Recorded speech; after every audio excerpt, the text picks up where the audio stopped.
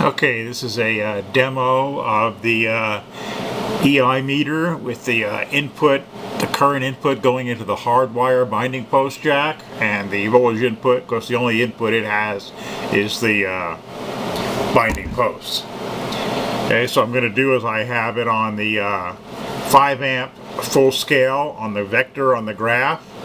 I can change that to 10 amps so the input range is 0 to 10 amps, so if I can scale the graph according to where the expected current amplitude. Okay, we're now on 5 amps full scale again. You can see up here is the voltage, the current, the angle is 10 degrees, the watts, VARs, power factor, and volt amps are calculated. This down here tells you that if the watts or VARs are out, you'll have a blue background. If it's in, you'll have a red background. Okay, voltage vector is red, full scale is 150 volts on the voltage. Current vector is green, and it tells you right down here that the graph full scale is 5 amps. It also says here that the graph full scale is 5 amps. Okay, I can change the angle. It's 20, 30, 40, 50, 60, 70, 80, 90, etc. I can go to a leading 90 degrees, which would simulate like a loss of field on the generator. And you notice the background is red with VARs into the machine or into the bus, however your situation might be.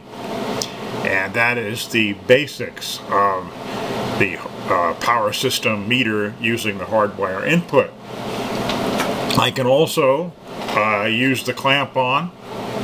I'll show you the clamp on right here. That's the clamp on. Let me touch the menu button and go back here and pick the clamp on mode.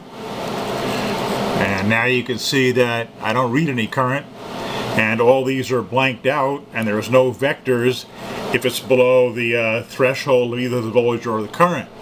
So now I'm going to put the clamp on the current wire, and you can see that it now says 1.967 amps. This is about what we have. Let me go ahead and change it to 5 amps full scale here, and that is using the clamp on. I also have a mode where you can compare currents. Let me go back here to meter again and check II meter, and now what I'm looking at is the two currents. You can see they're in phase, they're right on top of each other, and the only scale on this one is 10 amps. This one isn't used as much. Now watch, if I turn the clamp on the other way,